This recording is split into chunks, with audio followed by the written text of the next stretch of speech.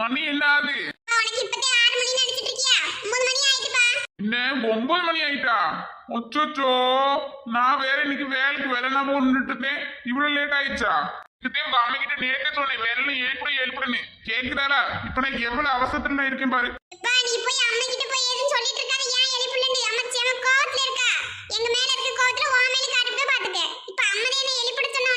அப்படியா? நல்ல வேலைமா சொல்லிட்ட. இல்லன்னா அவகிட்ட நான் ஏத்து வாங்கிட்டு கிடக்கணும். சரிம்மா, என்ன நீ இன்னும் பள்ளிக்கூடத்துக்கு கிளம்பாம இருக்க? போகலாமா? அவனுக்கு கிளம்புதுமா, எனக்கு நேரம் ஆயிட்டு.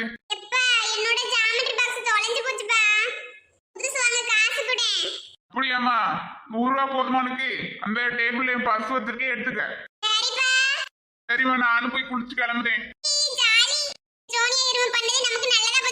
புது பாக்ஸ் வேற 100 ரூபாய்லாம் வராது. பாக்ஸ் 70 ரூபாய்ல 60 ரூபாய் தான் வரும். மீத காசு நம்ம வச்சுக்க வேண்டியதே. காமிச்சு அவள கடுப்பேத்துறேன். அப்பதான் என்ன ஏதி எடுக்க மாட்டா. ஹாய் மது. சத்யா, என்ன இவ்வளவு லேட்டா வர? ஏன் பஸ் லேட்டா வரும், அதனால நான் லேட்டா வரேன். நீ என்ன? இதுவா மது? அது பெரிய கதை, அப்புறம் சொல்லுதே. இல்ல ஒண்ணு வாங்க வேண்டியிருந்துச்சு, நான் கடைக்கு போயிட்டு வர நேரம் ஆயிட்டு. அப்படியா? சரி, நேரம் ஆயிட்டுல, நான் கிளாஸ்க்கு போமா? ஆமா மது, சீக்கிரமா போகணும், இல்ல கேட்ட பூட்டிடுவாங்க.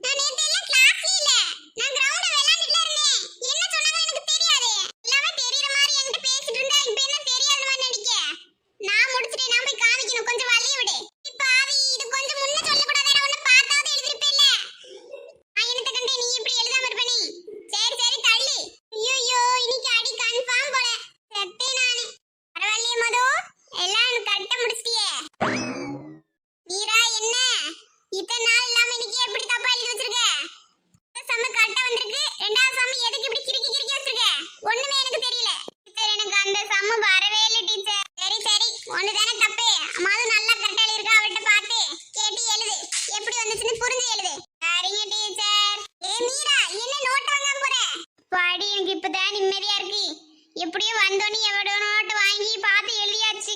நீயும் பார்த்து கரெக்டா எழுதிருந்தா எப்படி வந்துச்சுன்னு கேட்பாவ. ஒண்ணு தப்பாதனால விட்டுட்டாவ. ஐ ஜாலி. என்ன சோனியா, வெறுங்கை வச்சுட்டு வர, எங்க நோட்டுங்க? நான் எழுதுனேன், வீட்லயே மறந்து வச்சுட்டே வந்துட்டேன் டீச்சர் நோட்டை. அப்படியா? சரி, அப்ப கையை நீட்டு. இன்னைக்கு நான் அடி போட்டதே நாளைக்கு மறக்காம எடுத்துட்டு வருவேன்.